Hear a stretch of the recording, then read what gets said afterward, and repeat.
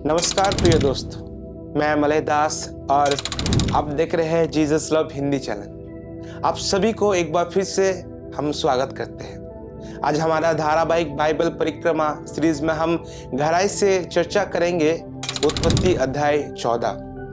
Bible के इतिहास में उत्पत्ति 14 एक बहुत ही रोमांचक और शक्तिशाली अध्याय है। यहाँ हम अब्राहम को सिर्फ एक विश्वासयोग्य व्यक्ति के रूप में नहीं बल्कि एक कुशल सेनापति, रणनीति सोच रखने वाले नेता और परिवार के प्रति जिम्मेदार व्यक्ति के रूप में देखते हैं। आज हम उस अद्भुत घटना को समझेंगे जब अब्राहम ने अपने भतीजे लूत को बचाने के लिए केवल 318 प्रशिक्षित योद्धाओं के साथ एक असामान्य युद्ध में प्रवेश किया था। और इसी अध्याय में हम एक रहस्यमय व्यक्ति जिसका नाम मेल्किसेदेक है उसके बारे में भी देखेंगे। तो आइए इस अध्याय को समझते हैं। सबसे पहले समझते हैं युद्ध की पृष्ठभूमि। उस समय कनान देश में एक बड़ा क्षेत्रीय युद्ध छिड़ गया था। एक तरफ था मेसोपोटामिया के 4 शक्तिशाली राजा, अम्राफल जो सिनार यानी बाबिल का राजा था, अरियोक जो इलेजार का राजा था, कदलेमोर जो एलाम का राजा था और तिदाल जो जातियों का राजा कहलाता था। इन सब के नेतृत्व एलाम का राजा कर रहे थे जिसका नाम था कदलेमोर। दूसरी तरफ था मृत्यु सागर का निकट मैदान में क्षेत्र जहां 5 नगर का राजा था, बेरा शदोम का राजा, बिरशा अमोरा का राजा, सिनाब अदमा का राजा, शेमबर सबोइम का राजा और बेला जो शोवार कहलाता है उसका राजा।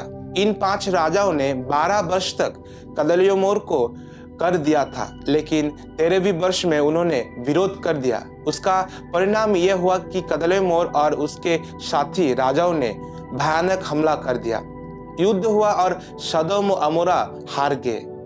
शत्रु सेना ने लूत को जो सदोम में रहता था उसको उसके परिवार और संपत्ति के साथ बंदी बना लिया और ले गए अपने देश में। अब दृश्य बदलता है। एक व्यक्ति युद्ध से बचकर भागते हैं और आकर अब्राहम को पूरी घटना बताता है। यहाँ बाइबल में पहली बार अब्राहम को इब्री यानी हिब्रू कहलाया गया है, जिसका अर्थ होता है नदी पार से आने वाला एक व्यक्ति या फिर विदेशी। इससे पता चलता है कि अब्राहम वह विदेशी होते हुए भी प्रभावशाली और सामर्थ्य व्यक्ति था। जैसे ही अब्राहम को पता चलता है कि लूत बंदी बना लिया गया तो वह चुप नहीं बैठता, वह तुरंत क्रिया करता है। वह अपने घर में जन्मे और विशेष रूप से प्रशिक्षित 318 वीर योद्धाओं को तैयार करते हैं और साथ ही अपने मित्र मम्रे, एस्कोल और अनेर को भी साथ में लेते हैं। ये सब अमोरी भाई थे जिनसे अब्राहम का बाचा संबंध था। यहाँ हमें अब्राहम का एक और पहलू दिखता है। वह एक अच्छा पड़ोसी भी था। उसका चरित्र और सत्यनिष्ठा ऐसी थी, उनका मित्र उसके लिए अपनी जान तक देना जरूरी समझे थे। साथ ही अब्राहम एक जिम्मेदार परिवार प्रमुख भी था। लूत के साथ पहले मतभेद होने के बाद भी उसने लूत को बचाने का एक संकल्प लिया। संकट के समय उन्होंने सब कुछ भुलाकर अपनी कर्तव्य निभाया। अब्राहम लगभग 200 मील तक शत्रु का पीछा करते हुए और दान नामक स्थान तक पहुंचा। रात के अंधेरे में वो अपनी सेना को विभाजित करते हैं और रणनीति के साथ हमला करते हैं। परिणाम यह होता है कि 4 राजाओं की विशाल सेना पराजित होती है। अब्राहम लूत को, उसके परिवार को और सारी संपत्ति को सुरक्षित वापस ले आते हैं। अब युद्ध के बाद का दृश्य दिखाया जाता है। जब अब्राहम विजय प्राप्त होकर लौट रहे होते हैं तब शलेम यानी पश्चिमी यरूशलेम का राजा मेल्किसेदेक उससे मिलने आते हैं। यह व्यक्ति केवल राजा ही नहीं बल्कि परम प्रधान परमेश्वर का याजक भी कहलाता था। मेल्किसेदेक अब्राहम के लिए रोटी और द्राक्षरस लेके आते हैं। यह घटना आत्मिक रूप से बहुत गहरी मानी जाती है। कई लोग इसे आगे चलकर प्रभु यीशु मसीह का प्रभु भोज के प्रतीक भी मानते हैं। मेल्किसेदेक अब्राहम को आशीर्वाद देते हैं और कहते हैं कि ये विजय वास्तव में परमेश्वर की ही विजय है। इस पर अब्राहम अपनी कृतज्ञता दिखाता हुए सब लूट का दशमांश मेल्किसेदेक को दे देते हैं। ये बाइबल में दशमांश देने का पहला उल्लेख है। मेल्किसेदेक का रहस्य भी यही है। बाइबल में उनकी कोई वंशावली नहीं दी गई, ना माता पिता का जिक्र, ना मृत्यु का तारीख, कुछ नहीं दिखाया जाता है। उनके नाम का अर्थ है धर्म का राजा। इसी कारण नए नियम में, विशेषकर इब्रानियों की पत्री में, उन्हें यीशु मसीह का प्रतिरूप बनाया गया है। अब इस अध्याय का अंतिम दृश्य दिखाया जाता है। सदोम का राजा अब्राहम के पास आता है और कहता है, मनुष्यों को मुझे दे दीजिए और संपत्ति आप रख लीजिए। ये एक बड़ा प्रलोभन था, लेकिन अब्राहम सिद्धांतवादी थे। वे जानते थे कि सदोम एक पापी नगर है। वे आकाश और पृथ्वी के स्वामी परमेश्वर की शपथ खाकर कहते हैं, मैं तुमसे एक सूत भी या जूते का फीता भी नहीं लूंगा।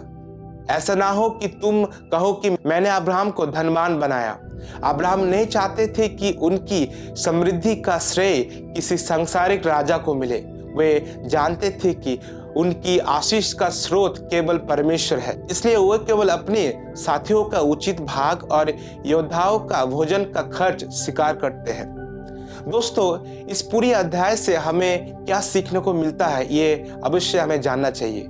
हमें सीखने को मिलता है कि एक अच्छा पड़ोसी कैसे बना जाता है, पारिवारिक जिम्मेदारी कैसे निभाना होता है, प्रलोभन और शॉर्टकट के रास्ते से कैसे बचना है, और सबसे महत्वपूर्ण बात, सच्ची शक्ति संख्या में नहीं बल्कि परमेश्वर पर विश्वास में होती है।